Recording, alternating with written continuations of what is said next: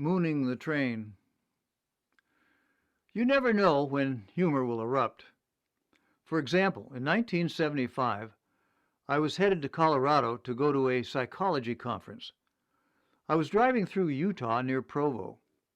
I stopped to take a ride in an old-fashioned train called the Heber Valley Train.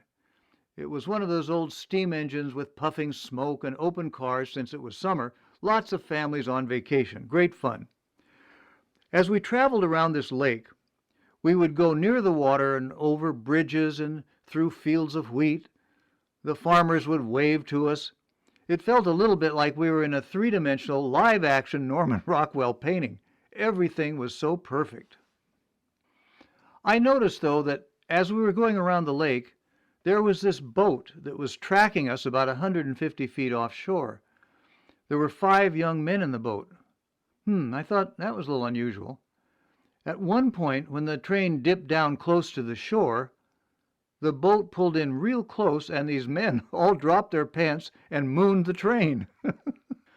The high school girl who was taking care of our car was horribly embarrassed. She explained to everybody, "This is not part of the show. I'm terribly sorry." Some of the mothers were hiding their children's eyes from this horrible scene. I was laughing so hard I could hardly breathe. Then I remembered this lake is only a few miles from Brigham Young University. Maybe that had something to do with it.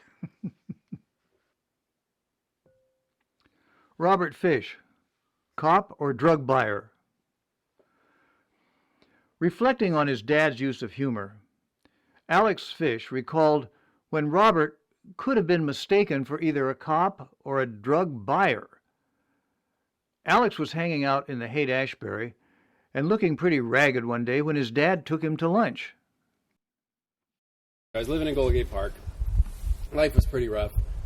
He would come, when he had work in San Francisco, he would come up there and take me out to lunch. And so he came and met me one day, and we went out to lunch, and he was driving me back to drop me off on Haight Street where I hung out.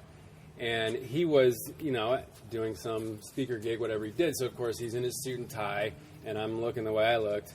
And he goes, I bet it looks weird when I drop you off. I bet people are either going to think I'm a cop or we're doing a drug deal. And I said, yeah, you're probably right. He said, it'd probably be bad for you if they thought I was a cop, huh? I said, yeah, it probably would.